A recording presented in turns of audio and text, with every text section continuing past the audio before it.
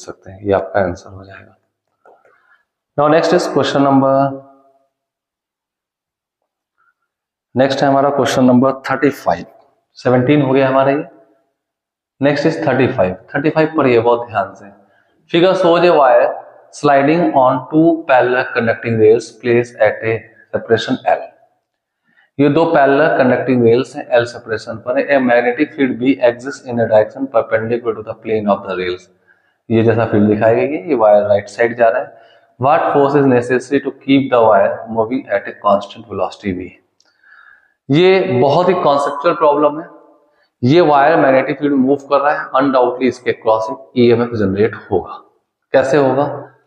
V, आप अपने fingers को मैग्नेटिक फील्ड की ओर करिए। देखिए मैं अंदर इन्वर्ट कर रहा हूँ, थंब वेलोसिटी की ओर करें तो पाम का अपर साइड जो होगा दिस वन, ये हायर पोटेंशियल हो जाएगा ऐसे इस टाइप से।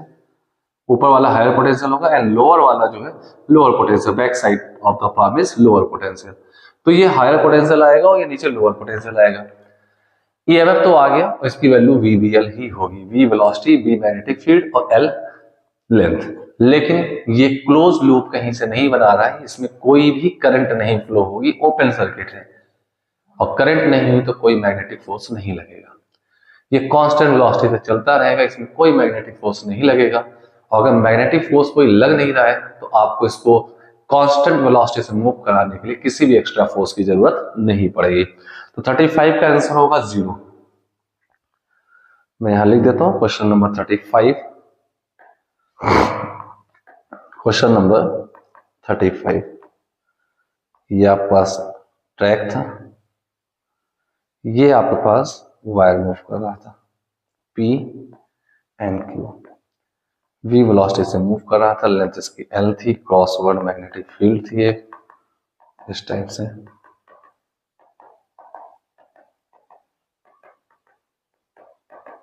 ठीक है, मैग्नेटिक फील्ड की वैल्यू B थी।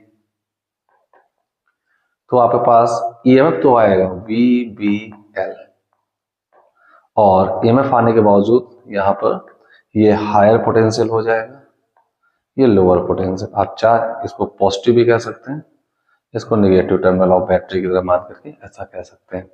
बट फोर्स इसमें जो लगेगा वो 0 लगेगा इसको होल्ड रखने के लिए, तो मैग्नेटिक फील्ड ने कोई फोर्स नहीं लगाया है। राइट, तो ये क्वेश्चन नंबर 35 था। इसी पे क्वेश्चन नंबर 36 कुछ और कहना चाह रहा है, वो देख लेते हैं। क्वेश्चन नंबर 36 देखें क्या कह रहा है। यस, यही डायग्राम है। अब 36 में उसी में कुछ चेंज कर दिया।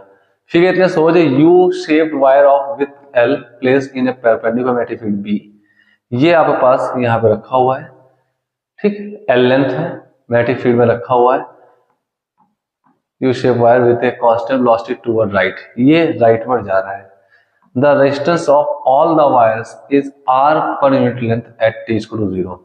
T इक्वल टू 0 पे यहाँ पे रखा था और इसकी इस वायर, जितने वायर यहाँ यूज हो रहे हैं सबका पर यूनिट लेंथ का रेजिस्टेंस R है, small r। Mind this value, this small r per unit length. The sliding wire is close to the left edge of the U shape wire. ये sliding wire जो इसके just यहाँ पे था शुरुआत में। Draw a equivalent circuit diagram showing the induced EMF as a battery, calculate the current in the circuit। Circuit में current भी निकालनी है। ये बहुत अच्छा क्वेश्चन है। चलिए हम क्वेश्चन को दिखाते हैं, शुरुआत करते हैं क्या क्या कहना चाह रहे हैं। राइट, लेंथ L है, वेलोसिटी V है, B मैग्नेटिक फील्ड है और ये लेफ्ट एंड से स्टार्ट करता है स्लाइड करना। Question number 36, very important problem. 36 number देखेंगे। यहां से एक यू शेप ये वायर था, राइट, इस टाइप से। क्रॉसवर्ड फील्ड अवेलेबल थी हर जगह, पूरे रीजन ऑफ स्पेस में।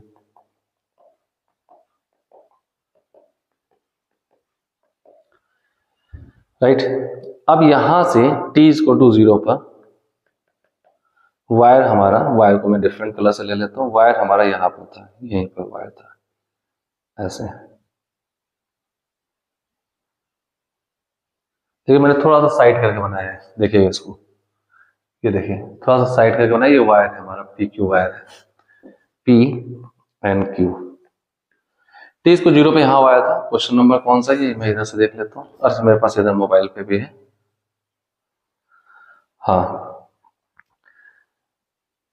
a wire of length s side used with a constant velocity v toward right. The resistance of all the wire per unit length is small r and the unit length r per unit length. T is equal to 0. Sliding wire is close to the side edge of U-shaped wire. Draw a equivalent circuit diagram showing the induced EMF as a battery. Calculate the current in the circuit. Circuit में आपको current भी पता करनी है, ठीक है। तो मान लेते हैं T इक्वल टू T पर वायर यहाँ कहीं आ गया होगा, T इक्वल टू T पर वायर यहाँ कहीं आ गया होगा, ठीक है। T इक्वल T पर वायर यहाँ आ गया और ये डिस्टेंस है x, x डिस्टेंस है, वेलोसिटी v से चल रहा था, तो x की वैल्यू जो होगी वो vt होगी क्योंकि कांस्टेंट वेलोसिटी से चल रहा था, ठीक है। x की वैल्यू vt होगी, राइट। तो this length is vt, this is also x, it means vt, this is l। तो इस लूप में यहां पर पॉइंट P पर हायर पोटेंशियल होगा और Q पर लोअर पोटेंशियल होगा, ठीक है। तो इसको मैं ऐसा मान सकता हूं, ये total length of the loop, total length of loop क्या है, टोटल लेंथ ऑफ लूप जो हमारे पास आएगी वो आएगी 2L प्लस 2VT।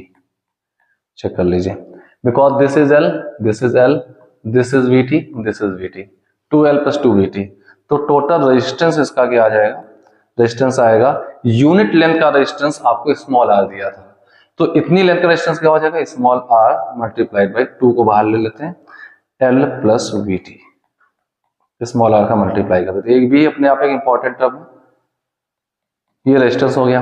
अब EMF कितना जनरेट होगा, EMF वो होगा इसी वायर में ही, PQ वायर में जनरेट होगा, ये हायर एंड हो जाएगा और ये लोअर एंड हो जाएगा, this is higher end this is lower, और होगा VBL, ये हो गया। तो इस सर्किट में करंट कितनी होगी, as a function of time निकालना, तो इस सर्किट में जो करंट आएगी, करंट की वैल्यू जो आएगी I की वैल्यू होगी E अपॉन R इक्विवेलेंट, तो I की वैल्यू आ जाएगी VBL upon R equivalent, R equivalent कितना आ जाएगा, 2 स्मॉल r बाहर था, 2 small r L plus VT, ये करंट होगा। अगर इसका इक्विवेलेंट डायग्राम दिखाने को मैं कहूं तो मैं इसको ऐसे दिखा सकता हूं, ये आपके पास एक बैटरी आ जाएगी और ये टोटल रेजिस्टेंस लगा सकते हैं R इक्विवेलेंट, और ये बैटरी हो जाएगी, इसका EMF VBL के इक्वल होगा, और ये पॉइंट P होगा, ये पॉइंट Q होगा, सर्किट में current direction anti clockwise sense में आ जाएगी, दिस इज I। ये आपके पास एक डायग्राम आ जाएगा, ठीक है, and this become your answer, VBL upon 2 small r L plus VT, VBL upon 2 small r L plus VT।